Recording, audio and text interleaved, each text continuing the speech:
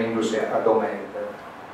Este homem desempenhou um papel fundamental nos bastidores, embora nunca tenha tomado a palavra durante as sessões conciliares.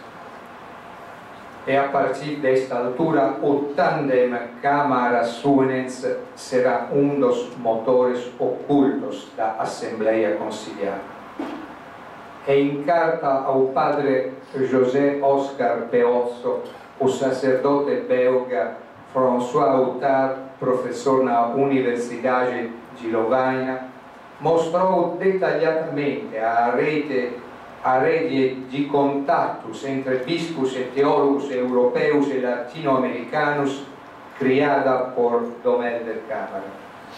Ele escreve: a rede que Dom Helder tinha estabelecido e para cuja constituição eu contribuí compreendia bispos não só da América Latina, mas também de quase todos os países europeus, especialmente da Bélgica, dos Países Baixos, da França e da Alemanha, bem como de alguns países da Europa do Leste, em especial a Polônia, como o Sr. Karol Wojtyła, e a Ásia, como o Sr. Bin, arcebispo de Saigon, e o Sr. Fernandes, arcebispo de Nova Delhi, e compreendia igualmente um certo número de teólogos como Schillebeck, Congar, de Lubac e Danielou. Fim de citação, as palavras são do padre Outard. E Suenens foi o homem escolhido para orientar os 4 moderadores do concílio, uma posição-chave que ocupou durante 3 anos. Foi ele também que, a 29 de outubro de 64, colocou o problema do controle da natalidade, proferindo em plena Basílica de São Pedro e em tom veemente estas palavras: não repitamos o processo de Galileu. Na primeira sessão do concílio, enquanto o partido anti-romano cerrava fileiras em torno de linhas estratégicas definidas com grande precisão, os conservadores não estavam ligados entre si, nem tinham estratégia, à exceção de um grupo inspirado por Plínio Correia de Oliveira, que se autodefinia como o Pequeno Comitê. E foi deste grupo que nasceu, entre a segunda e a terceira sessão, Projetos Internacionais Patria.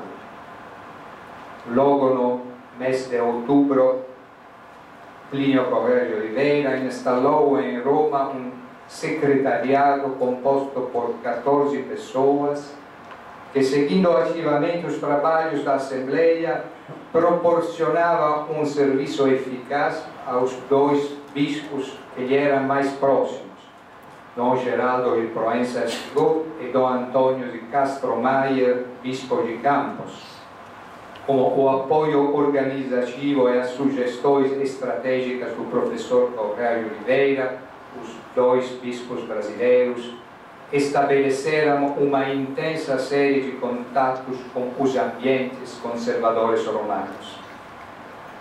Em agosto de 63, Plínio Correia de Oliveira publicava um estudo com o título A Liberdade da Igreja no Estado Comunista, no qual se interrogava sobre a licitude da coexistência pacífica entre a Igreja e os regimes comunistas.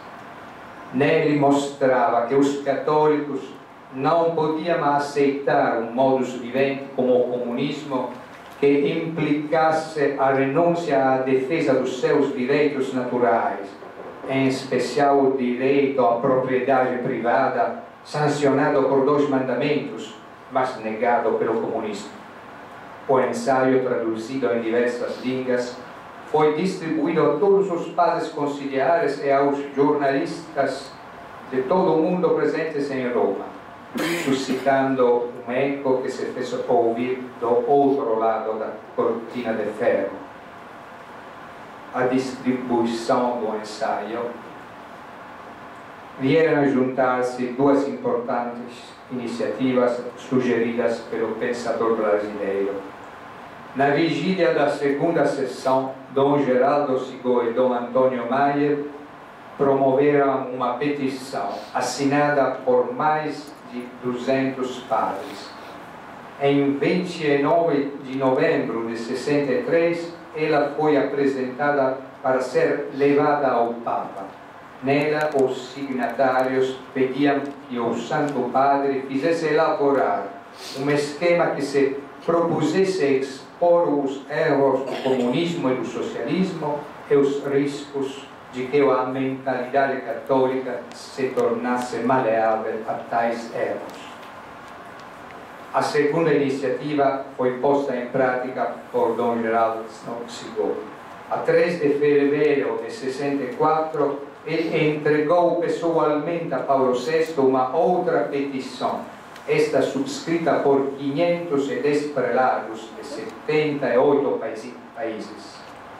Implorava-se que o pontífice, em união com todos os bispos, consagrasse o mundo e explicitamente a Rússia ao Imaculado Coração de Maria.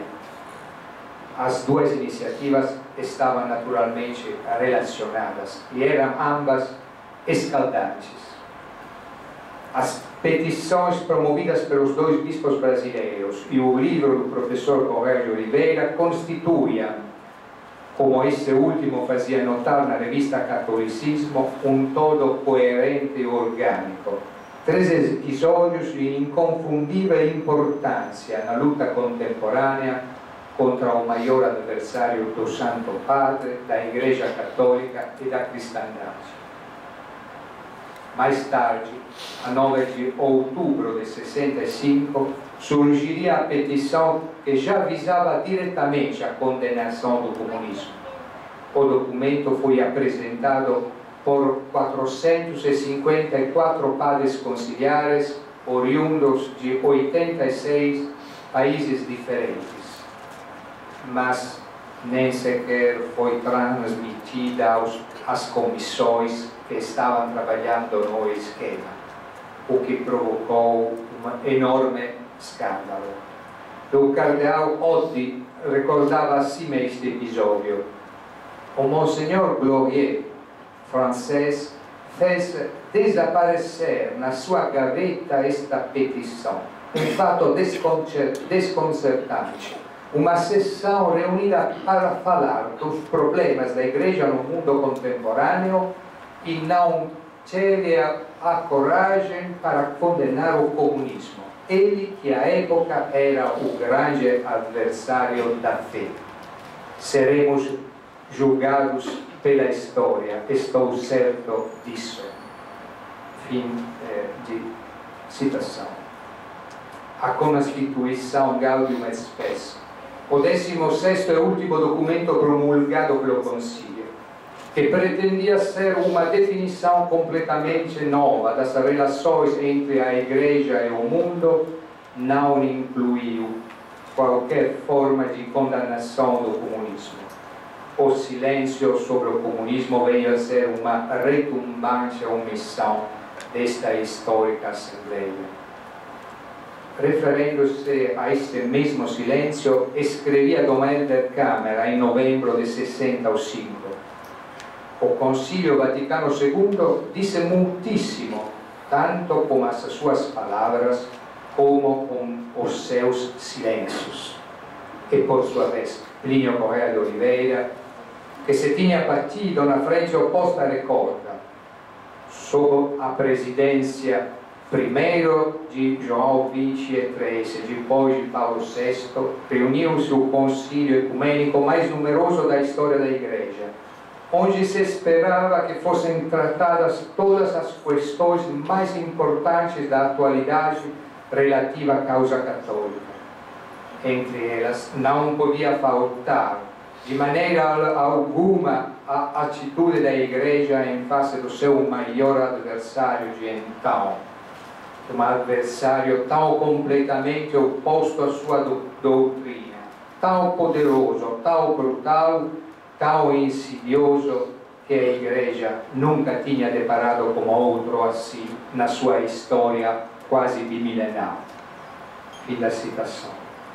E podemos hoje perguntar-nos quem eram os verdadeiros profetas do concílio, aqueles que, como os artífices da política, afirmavam que era necessário chegar a um acordo, a um compromisso como comunismo, porque pensando que o comunismo iria durar um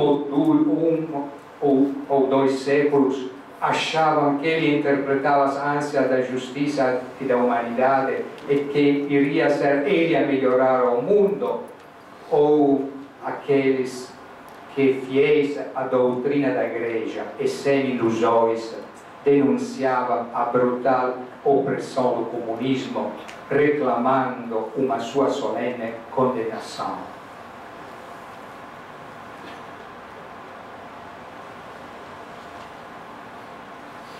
O que eu faço neste livro é ser a voz dos vencidos do concílio, que é a voz da tradição e que hoje se revela como uma voz profética.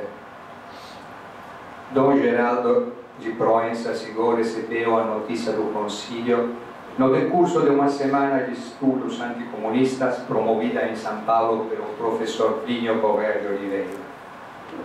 Lida a notícia no jornal, Dom Geraldo voltou-se para o professor Plínio e disse-lhe: "É bom, não é verdade, Plínio, a convocação de um concílio?" Ao que Correia de Oliveira respondeu: "Não estou em mim, Dom Geraldo, são os Estados Gerais da Igreja, é o início da revolução dentro da Igreja." E Plínio Correia de Oliveira foi um dos poucos a conseguir entrever o alcance revolucionário do Concílio Vaticano II. Hoje em dia, toda a gente se apercebe do alcance revolucionário do maio de 68, que foi uma revolução cultural mais profunda e incisiva que uma revolução política. Contudo, antes de 68, houve 62, ou melhor, o triênio 62 e 65, os anos do concílio. E o fato é que o Vaticano II foi também uma revolução na cultura, na mentalidade e na linguagem, uma revolução que modificou profundamente a história dos anos seguintes, como se comprovou depois no próprio maio de 68. Quero sublinhar que quando falo de revolução não me refiro à doutrina contida nos 16 documentos conciliares. Refiro-me ao evento histórico, um evento que alterou a linguagem da Igreja no sentido mais amplo do termo. Foi esta a revolução pastoral do Vaticano II. Não foi uma revolução no conteúdo, mas na forma pela qual este conteúdo foi expresso.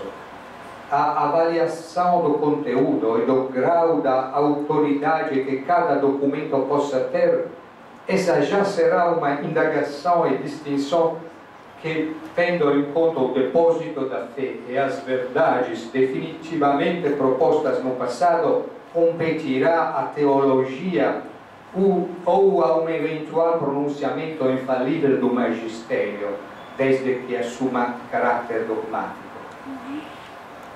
E dizer isto não significa negar aos documentos o valor que eles têm. Significa que, de fato, no plano histórico, os documentos não são tudo.